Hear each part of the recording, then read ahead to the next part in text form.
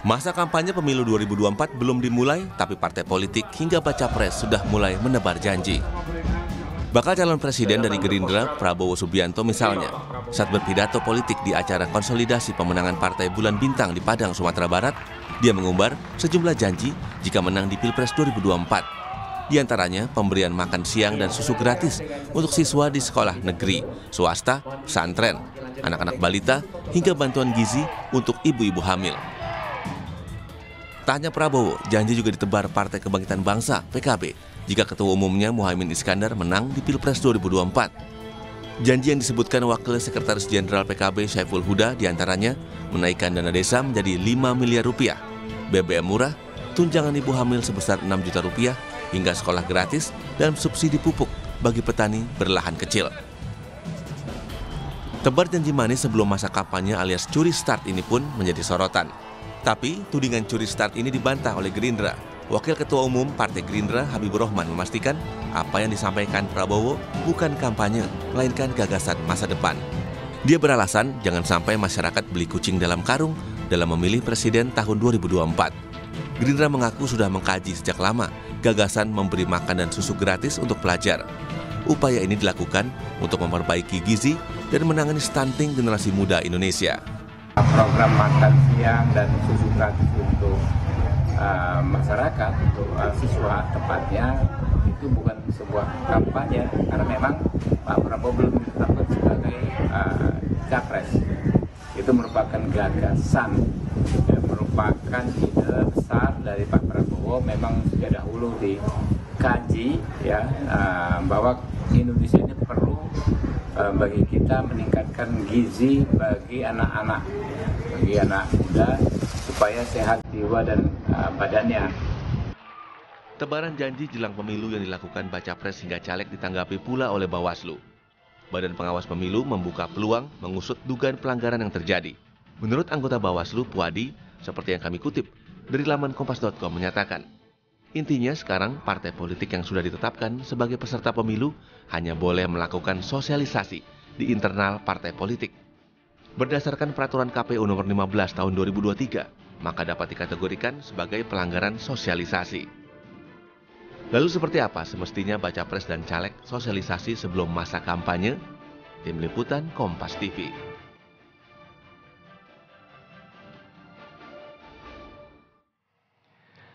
Masa kampanye pemilu 2024 belum dimulai, tapi partai politik hingga bakal calon presiden sudah mulai menebar janji. Alasannya sosialisasi agar publik kenal dan jangan sampai istilahnya membeli kucing dalam karung gitu.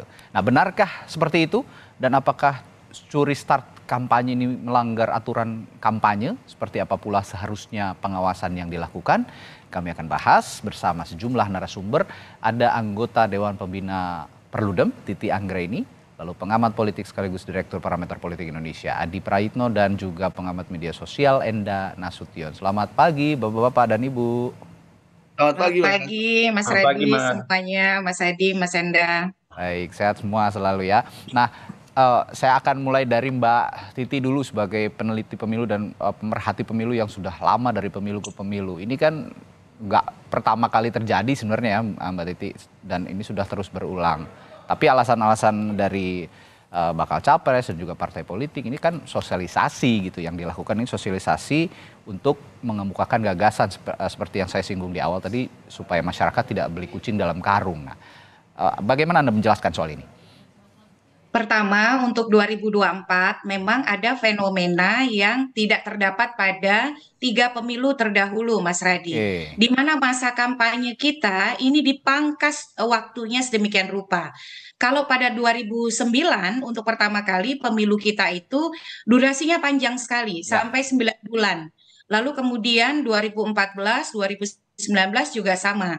Jadi bahkan di 2019 waktu kampanye memang lebih pendek dari pemilu sebelumnya, hanya 6 bulan 3 minggu. Sekarang 2024 itu hanya 75 hari. Jadi bayangkan, pemilunya kompleks, rumit, besar, yang dipilih ada 5 posisi, masa kampanyenya hanya 75 hari.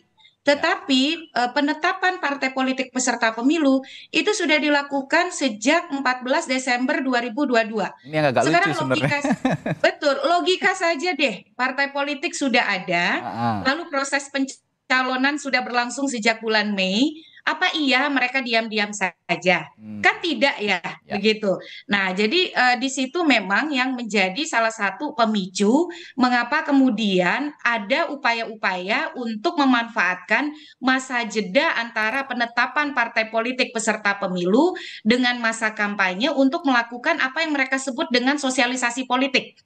Dan sosialisasi politik itu memang dimungkinkan menurut peraturan KPU nomor 15 tahun 2023. Tapi sayangnya memang ada ruang-ruang gelap yang tidak bisa dijangkau. Jadi sosialisasi politik itu dibolehkan menurut peraturan KPU sepanjang tidak menampilkan tanda gambar dan nomor urut. Nah, kalau partai politik tanda gambar dan nomor urut kan sudah ada.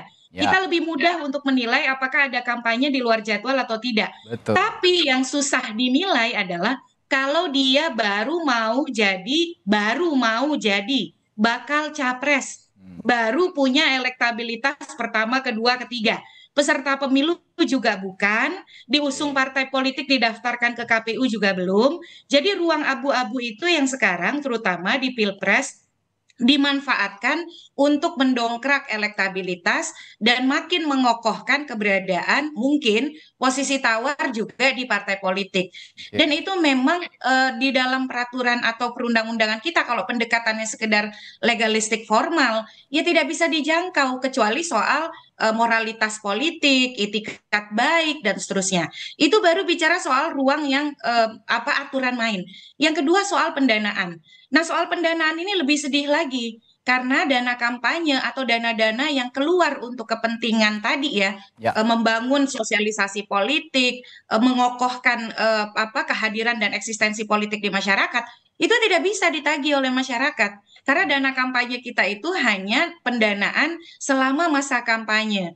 Jadi di situ yang memang menurut saya masyarakat juga harus jeli untuk menilai apakah misalnya masyarakat kita, para calon kita ini patuh atau tidak pada aturan main yang sudah dibuat. Yang kedua, apakah para calon atau aktor politik ini terbuka, akuntabel soal dana-dana yang mereka keluarkan di luar periode atau masa kampanye. Dan yang terakhir ke depan menurut saya tidak boleh lagi nih masa kampanye pendek seperti ini. Karena bagi saya sebagai pegiat pemilu mudaratnya lebih banyak daripada manfaatnya. Sepakat, karena apa artinya 75 hari orang waktu yang panjang saja kadang kita merasa tidak cukup untuk menilai, memilah-milah mana yang paling baik yang harus kita pilih begitu. Nah ini seharusnya memang ada penyelenggara pemilu yang bisa menjawabnya pagi hari ini. Tapi kita akan ke Mas Adi juga nih. Mas Adi, tapi saya ingin bertanya nih soal memangnya curi start kampanye ini yang dilakukan, ya katakanlah curi start begitu ya, meskipun masih ambigu juga ini dikatakan curi start atau tidak gitu.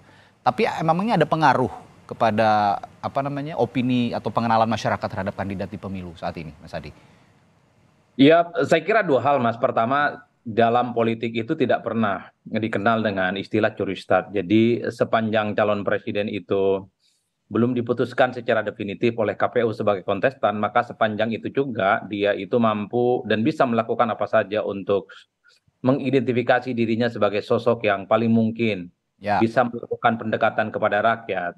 Makanya kemudian isu-isu yang disampaikan oleh setiap calon yang potensial maju ini kan sebenarnya tidak lebih dari sebatas jualan politik ya.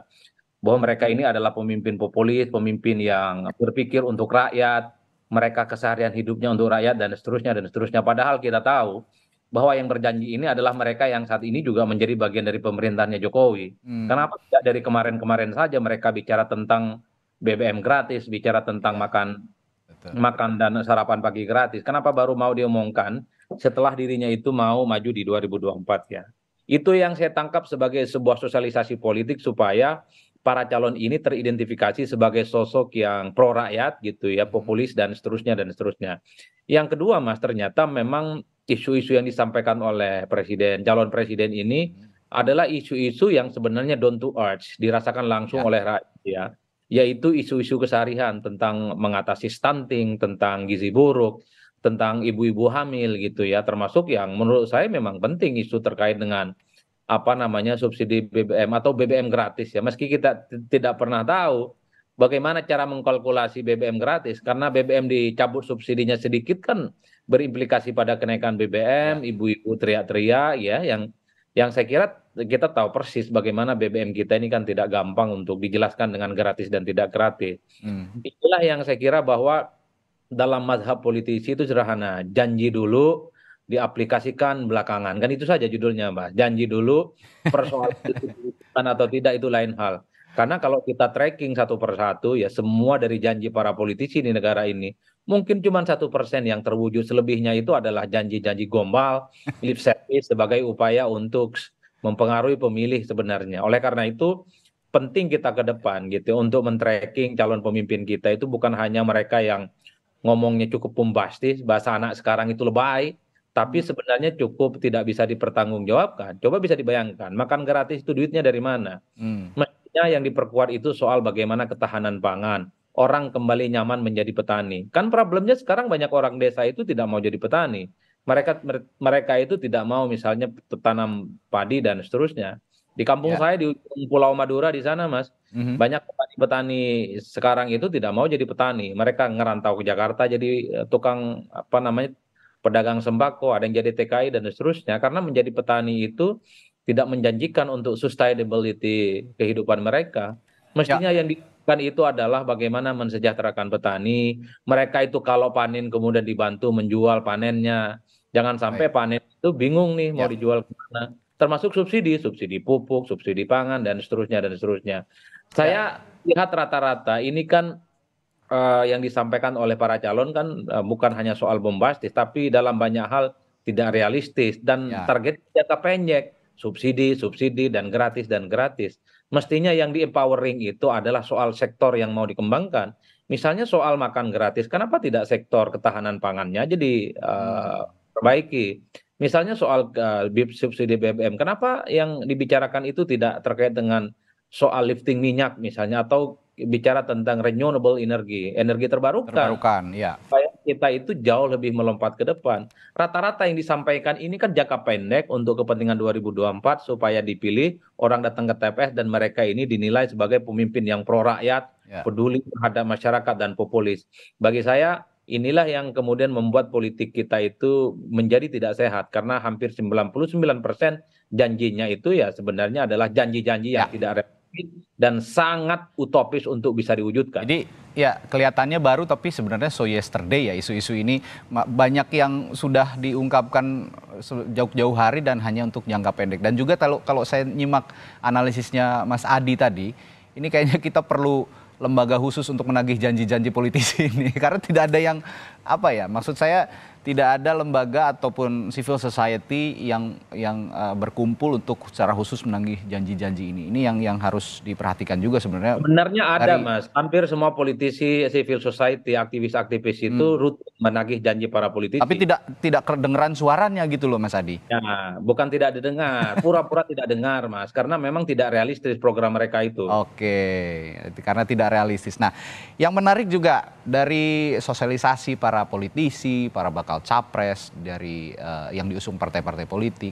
Sekarang ada tambahan sebenarnya dari sosialisasi mereka di media mainstream. Sekarang ada media sosial yang sebenarnya makin sulit juga diawasi. Saya akan ke Mas Enda nih, janji-janji manis yang bertebaran di media sosial, Mas Enda. Menurut Anda, video janji manis ini cepat sekali beredar karena masyarakat termakan janji-janji mereka, atau karena mereka tidak percaya, Mas Enda?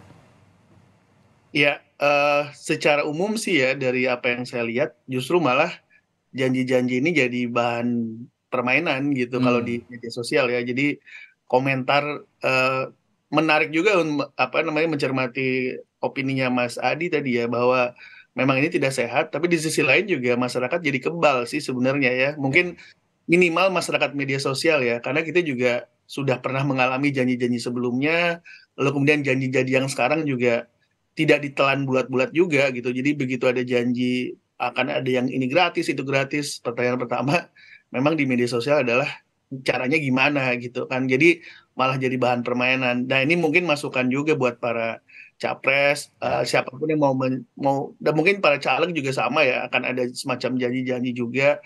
Saya rasa bukan saja permasalahan janjinya, tapi mungkin perlu semacam breakthrough atau ide kreatif sehingga memang janjinya ini atau idenya ini atau gagasannya ini bisa keluar dari standar janji-janji politik yang lain gitu. Jadi malah bisa jadi mungkin menangkap imajinasi publik ya, sehingga mungkin jadi value-nya bisa lebih gitu. Dan tentunya harapan kita adalah ini bukan sekedar janji, tapi bisa dijalankan, memang ada rencananya, ada targetnya, lalu kemudian memang akan dilaksanakan gitu. Oke, nah sekarang juga sebenarnya konten-konten para politisi ini sudah menyasar media sosial dan sudah banyak yang dikemas secara kekinian gitu. Nah, nanti setelah jeda kita akan juga melihat, akan menganalisis seberapa besar sebenarnya informasi atau video-video yang dikemas secara khusus di media sosial ini bisa memengaruhi opini masyarakat akan satu kandidat atau partai politik terkait janji-janji manis yang sudah mereka utarakan sebelumnya di media-media mainstream. Kami akan bahas sesaat lagi, tetaplah bersama kami di Sapa Indonesia Pagi. Masih membahas janji-janji manis partai politik atau politisi dan juga bakal capres di sekarang, di masa-masa sekarang yang notabene belum masuk masa kampanye. Apakah ini menjadi pelanggaran? Kemudian kita bahas masih bersama 3 narasumber, ada Mbak Titi Anggraini dari Perludem, ada Mas Adi Praitno, pengamat politik, dan juga Mas Enda, pemerhati media sosial, Mas Enda Nasution. Tadi saya sebelum jeda sempat nanya ke Mas Enda juga nih. Nah, kalau di janji-janji manis yang bertebaran di media sosial, ini seberapa besar Anda melihat pengaruh informasi video di media sosial ini mempengaruhi opini masyarakat akan satu kandidat? Nah, kan sekarang sudah dikemasnya juga banyak nih, sama tim media sosial mereka udah dikemasnya itu secara kekinian. Nah, itu seberapa besar sih bisa mempengaruhi opini masyarakat sebenarnya di media sosial? Nah, media sosial ini menarik, apalagi dalam konteks sekarang ya, karena pertama memang segmen masyarakat muda ya, dari milenial, Gen Z, Gen X juga sudah menggunakan. Apalagi kalau kita lihat per platform, dari yang sangat muda misalnya di TikTok, Instagram, lalu juga yang lebih senior di Facebook juga masih sangat ramai. Apalagi ya ada juga media dalam tanda kutip sosial, walaupun sebenarnya lebih ke aplikasi instant messaging yang kita nggak bisa track sama sekali ya, seperti WhatsApp gitu. Ya. Nah jadi media sosial ini selain media yang murah, tapi juga memang interaktif ya, sehingga bukan hanya sekedar satu arah informasi yang kita bisa dapat, tapi juga kita bisa bersuara. Nah ini akhirnya kemudian menjadi semacam kanal media, kanal informasi yang butuh pengelolaan sendiri dan memang sangat berpengaruh. Walaupun memang kita juga perlu melihat segmen audiens yang mau dikejar gitu ya. Dalam arti kalau kita nggak bisa membagi atau agak butuh pengelolaan lebih untuk membagi. Kalau kita bicara elektoral gitu ya, karena kan media hampir seluruhnya bisa terekspos secara nasional, sedangkan mungkin dalam bahasa politik atau dalam bahasa kampanye kadang-kadang ada elektoral atau teritori tertentu yang memang perlu pendekatan lebih banyak. Jadi memang untuk menjawab tadi Mas, artinya besar karena memang dalam setahu saya nih, nanti mungkin kalau dikoreksi ada sekitar berapa 25-30% pemilih yang memang belum menyatakan siapa gitu ya. Jadi masih mengambang begitu, range-nya segitu memang.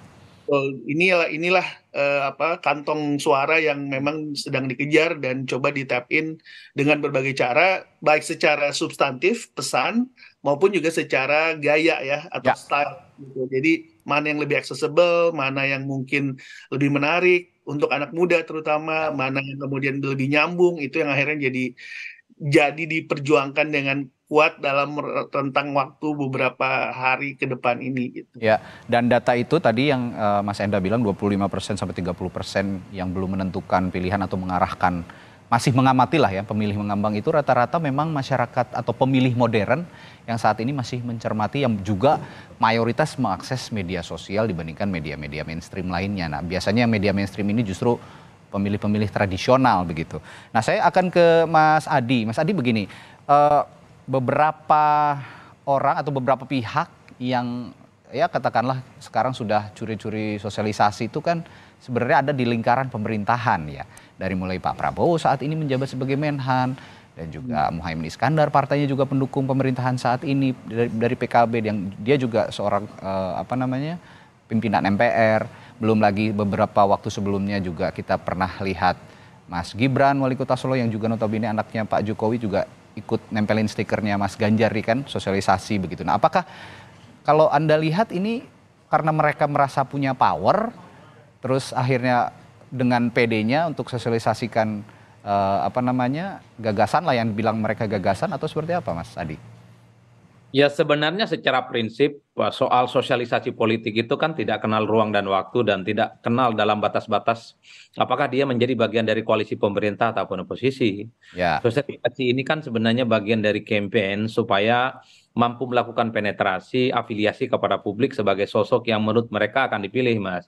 Kan biasanya campaign itu ada dua, serangan udara dan serangan darat. Ya. Isu-isu yang disampaikan oleh para calon presiden ini kan bagian dari jualan isu di level udara. Mereka biasanya mengamplifikasi melalui media sosial, media mainstream, kemudian melalui diskusi-diskusi dan seterusnya, termasuk misalnya melalui opinion maker yang mereka hire ya sebagai bagian dari kepentingan mereka.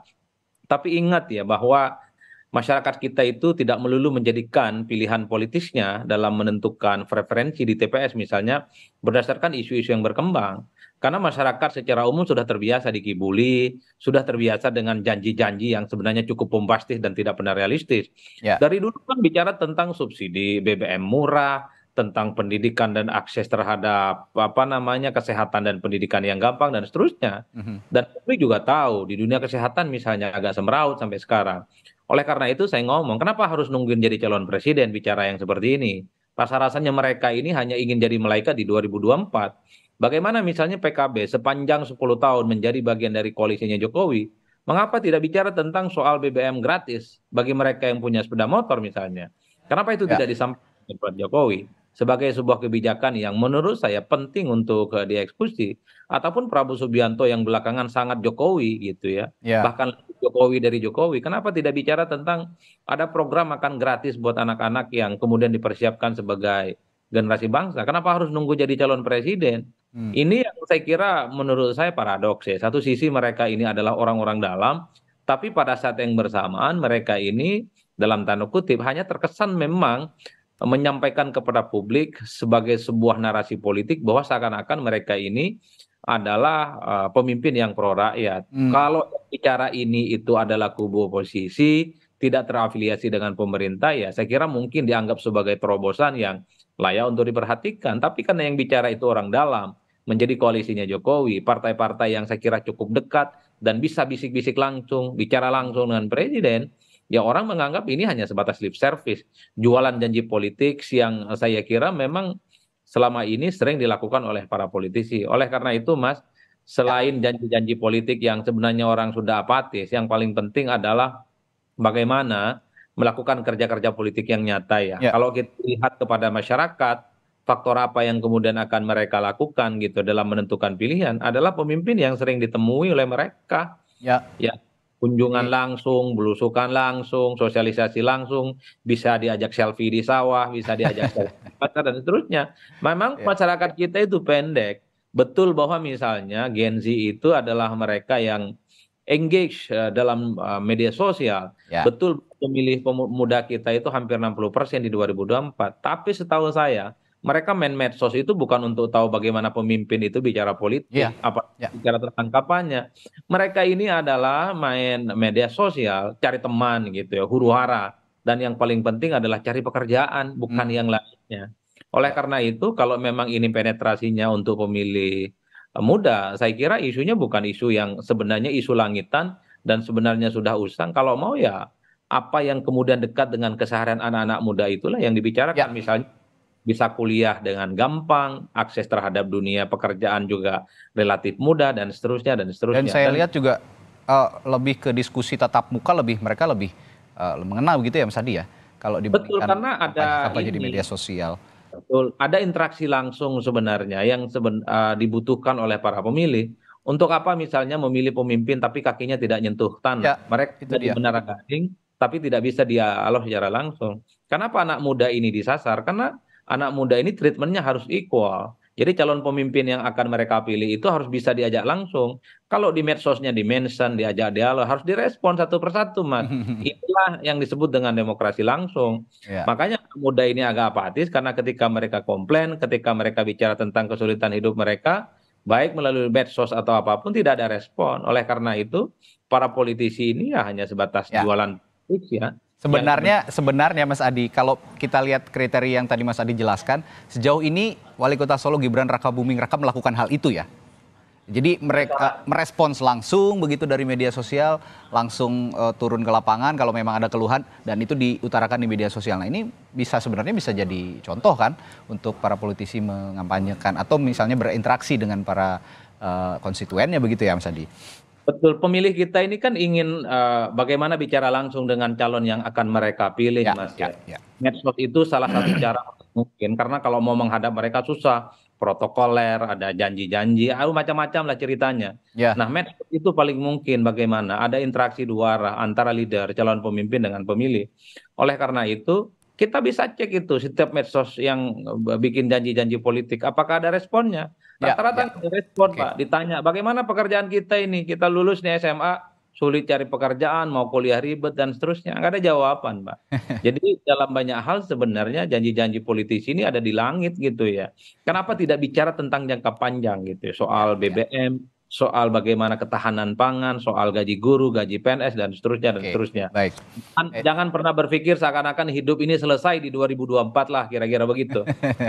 Janjinya masih di langit begitu. Nah, ini tadi soal konten janji-janji manis dari para politisi. Tapi sekarang saya akan ke Mbak Titi, karena sudah kecebur lah istilahnya gitu. Sekarang masa kampanye pendek, tapi sudah banyak juga yang mulai nyolong-nyolong lah ya, curi-curi untuk sosialisasi. Tapi jika kandidat ingin memperkenalkan lebih awal, katanya kan biar nggak beli kuci dalam karung begitu Mbak Titi. Mereka ingin mengenalkan lebih awal kepada masyarakat gagasan-gagasan mereka, meskipun ya yang saya katakan tadi belum nggak juga terlalu baru karena gagasan-gagasan ini masih ada, sudah pernah ada pada pemilu-pemilu sebelumnya. Tapi kalau mereka pengen dikenal lebih awal oleh masyarakat, sebenarnya apa yang harus dilakukan agar tidak menyalahi aturan sejauh ini? Iya, tadi sudah disampaikan ya bahwa media sosial itu memang menjadi peluang yang bisa dimanfaatkan di tengah sempitnya durasi kampanye. Tapi juga publik perlu ingat, citra diri itu bisa dikreasikan sedemikian rupa, tetapi rekam jejak tidak pernah bisa dibeli. Nah, presiden dan wakil presiden di Indonesia itu dinominasikan oleh partai politik atau koalisi partai politik. Jadi korelasi antara partai politik dan bakal calon presiden itu sangat dekat. Tidak mungkin kita punya presiden yang bisa bekerja baik kalau tidak ditopang oleh partai politik yang juga baik yang ada di parlemen. Nah, oleh karena itu pertama menurut saya publik tetap harus tidak boleh melupakan partai politik dalam hal ini pemilu DPR, DPRD, dan juga tentu DPD. Karena hiruk pikuk gempita pilpres itu realitasnya membuat publik kita tidak terlalu peduli dengan pemilu legislatif. Jadi atensi intensinya itu mayoritas untuk pilpres. Makanya kalau kita lihat 2019, tingkat partisipasi kita memang tinggi. Saya tidak terlalu khawatir ya soal angka pengguna hak pilih 81%. Padahal kita voluntary vote gitu ya, sukarela. Tetapi kepedulian terhadap pemilu legislatif itu rendah. 11,12% suara yang diberikan di TPS itu tidak sah. Dan mayoritas dibiarkan surat suara legislatif itu kosong. Karena mereka tadi prioritasnya adalah di pilpres, dan yang kedua pemilu legislatif itu dianggap rumit sehingga tidak mau terbebani, ya sudah surat suara diterima tapi tidak dicoblos, dibiarkan kosong masuk ke dalam kotak kembali. Itu pertama. Yang kedua, pada dasarnya sosialisasi politik, apa yang dilarang di kampanye itu juga mestinya tidak dilakukan di sosialisasi politik. Jangan sampai karena ini belum masa kampanye, belum ada calon, lalu terjadi bagi-bagi uang. Lalu kemudian terjadi hal-hal yang sifatnya transaksional karena memanfaatkan ruang kosong tadi dan penegakan hukum lebih abu-abu untuk ditegakkan. Dan juga yang menjadi penting adalah di media sosial itu tadi ya 1000 janji, 1 juta janji bisa disampaikan. Tapi rekam jejak itu tidak pernah bisa terbeli. Nah, bagaimana sejak awal kita juga media, masyarakat sipil, dan juga kontestan mengarahkan hal-hal yang pendekatannya itu substantif selain tadi dialog, ruang yang sifatnya diskusi, diskursus, tanya jawab, tatap muka, tetapi juga mengajarkan hal-hal bagaimana mengajak pemilih kita untuk cermat meneliti rekam jejak. Jadi ini juga membentengi klaster pemilihnya dia supaya tidak bisa mudah ditipu oleh narasi-narasi yang karena kebutuhan itu kan realistisnya di depan mata tuh hari ini. Orang butuh BBM gratis, ya itu dibutuhkan saat ini juga. Makan gratis juga dibutuhkan saat ini juga. Tetapi kan bagaimana membuat konstituen dia supaya tetap loyal, tetap logis, itu kan perlu dibantu oleh peserta pemilu. Kalau Mas Adi itu selalu ngomong, perhatikan rekam jejak, kapasitas calon, kemampuan partai untuk merealisasikan. Tetapi kan hal yang sama harusnya itu keluar dari partai politik, keluar dari pasangan calon yang harus juga memelihara loyalitas logis dari konstituennya gitu. Baik, baik Mbak Titi. Nah ini untuk penutup juga saya akan ke Mas Enda. Tadi Mbak Titi juga sempat menyinggung soal pileg yang sebenarnya rumit dan akhirnya masyarakat banyak yang akhirnya abai terhadap surat suara di pemilihan legislatif begitu. Nah kalau demikian Mas Enda, saya ingin menanyakan juga kalau di media sosial, jadi sekarang itu yang banyak promo, yang banyak sosialisasi, lebih banyak caleg-caleg atau bakal capres atau cawapres, Mas Enda? Nah ini juga memang agak disayangkan ya, karena memang yang paling kedengaran justru pertarungan capres memang yang paling menarik perhatian gitu. Tapi dari sisi calonnya sendiri harusnya memang lebih ditingkatkan ya calon, karena gini.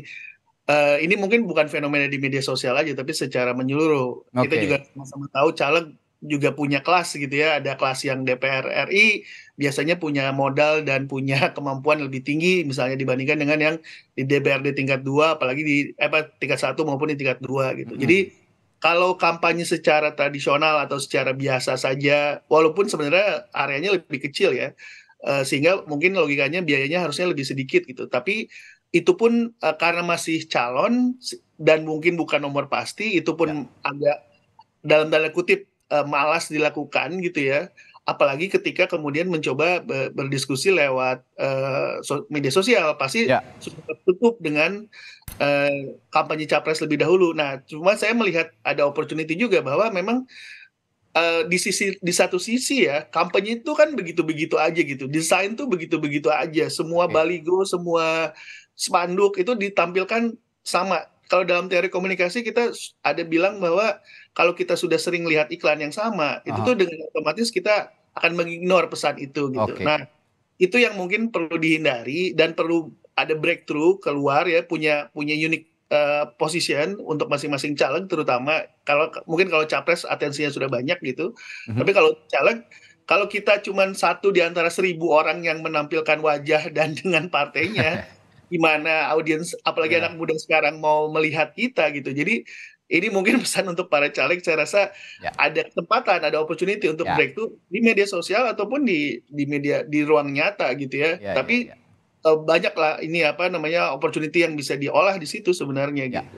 Lagi-lagi kalau ngomongin media sosial memang bicaranya inovasi, konten-konten itu nggak bisa flat-flat aja gitu ya kalau mau diperhatikan oleh para penikmat media sosial. Dia harus memang eye-catching, ear-catching dan sebagainya. Ini yang harus diperhatikan bersama oleh para politisi. Nah ini sebagai penutup untuk Mas Adi juga Mbak Titi, saya akan informasikan dulu nih sebenarnya kita sudah mengundang penyelenggara pemilu dari Komisi Pemilihan Umum dan juga Bawaslu untuk mendiskusikan hal ini yang sebenarnya harusnya bisa dengan jelas menerangkan aturan-aturan kampanye di pemilu 2024, tapi belum ada yang bisa menghadiri dialog kita di pagi hari ini. Tapi terakhir dan Mas Adi dan juga Mbak Titi, pesan-pesan untuk penyelenggara pemilu sebenarnya dalam konteks kampanye pemilu yang begitu singkat, mulai dari Mas Adi silakan.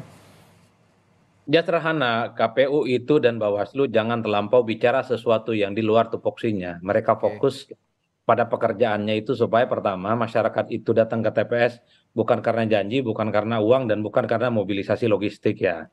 Tapi memilih pemimpin di tengah keterbatasan kampanye, tentu dengan men-tracking dari segala hal yang sudah mereka lakukan. Terkait dengan Pilpres, saya kira orang yang akan bertanding di 2024 bukan newcomer, tapi adalah mereka yang saya kira punya track record, punya rekam jejak yang sudah bisa kita lihat secara transparan. Siapa yang banyak ngomong tapi kinerjanya dikit, dan kita juga bisa melihat siapa yang ngomongnya sedikit tapi kerjanya banyak. Ya tentu kita semua sudah ada preferensi politik masing-masing ya. Dan yang paling penting persis ini Mas, bahwa 2024 itu bukan hanya pilih presiden ya, tapi anggota dewan bagi saya cukup menjadi preferensi pilihan politik kita yang saya kira kita tahu persis mereka ini tidak pernah kampanye sebenarnya. Kampanye dengan mobilisasi, mobilisasi dengan cara ya transaksi politik, vote buying dan seterusnya yang saya kira apalagi yang petahana ya Mas Adi ya. Betul, karena politisi ini kan rata-rata main di tikungan akhir, nggak perlu visi misi, nggak perlu kampanye, nggak perlu janji politik, nggak perlu sosialisasi, nggak perlu door to door campaign. Mereka itu datang sehari 2 hari jelang pencoblosan, meyakinkan pemilih dengan uang, dengan logistik yang saya kira dan akan menang gitu. Udah selesai. Pemilih kita kan pendek-pendek Mas. Siapa yang datang di akhir bawa sembako, bawa bantuan, apalagi ada transaksi atas nama Tuhan. Ingat ya, atas nama Tuhan kalau macam-macam lah Mas. Ini saya kira memang cukup bahaya bagi demokrasi kita.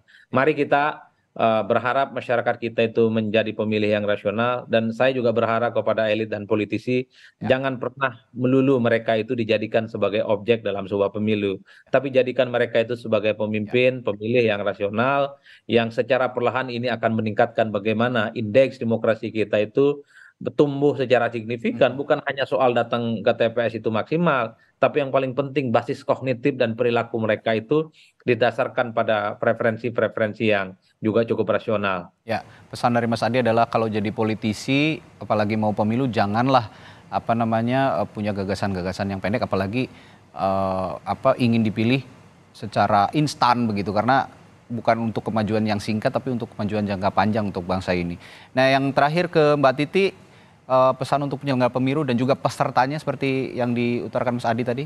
Silakan. Kalau saya terhadap penyelenggara pemilu sederhana saja, sesuai dengan tugas fungsinya, banyak bicara, banyak bekerja. Tapi yang dibicarakan itu adalah menyampaikan perkembangan tahapan pemilu dengan utuh, dengan komprehensif, dan juga mudah kepada publik. Jadi penyelenggara pemilu harus banyak bicara kepada publik, sejauh mana tahapan sudah dilaksanakan, akses informasi, dan juga bagaimana kemudian misalnya contoh kenapa pendaftaran capres dipercepat, itu justru jangan sembunyi penyelenggara pemilunya, sambil bekerja sesuai tahapan. Tidak perlu membangun narasi yang sifatnya masih perbincangan politik, percepatan pilkada lah dan seterusnya. Itu yang pertama. Yang kedua, penyelenggara pemilu, karena kita berhadapan dengan pemilu yang rumit, kompleks dan besar, akses informasi publik juga harus dibuka dengan luas. Masa riwayat hidup caleg baru dibuka nanti 3 November, harusnya dari sekarang. Jadi pendekatan-pendekatan yang menyatakan sedikit-sedikit ini informasi dikecualikan, informasi rahasia. Caleg itu butuh dikenal oleh publik melalui informasi yang kredibel. Informasi kredibel itu dari mana? Dari KPU. Oleh karena itu, bukalah riwayat hidup caleg dari sekarang begitu. Kepada peserta pemilu ya tentu saja. Sebagian dari negara ini urusannya sebagian besar hulunya itu ada di partai politik. Baik buruknya Indonesia itu saya perhatikan dan saya alami dari partai politik. Jadi mulailah menjadi institusi yang memang yang akan membawa Indonesia lebih baik. Bukan sekedar pragmatis ataupun kemudian kepentingan yang sifatnya jangka pendek. Nah, karena itu saya kira partai politik menjadi ujung tombak ya untuk betul-betul memastikan 2024 itu bukan sekedar seremoni, tapi kita akan memilih peserta pemilu yang punya tawaran jelas, peta jelas terhadap Indonesia akan dibawa kemana ke depan. Baik, bukan sekedar seremoni, dan manisnya janji-janji politisi yang kita bahas pagi hari ini jangan sampai mencederai demokrasi, karena janji sesuatu yang harus dilunasi. Kira-kira begitu yang bisa kita tarik garis besarnya dalam diskusi pagi hari ini. Terima kasih narasumber saya pagi hari ini ada Mbak Titi Anggraini dari Perludem, lalu Mas Adi Praitno dari Direktur Eksekutif Parameter Politik, dan Mas Enda Nasution, pemerhati media sosial. Terima kasih Bapak-Bapak dan Ibu, sehat selalu.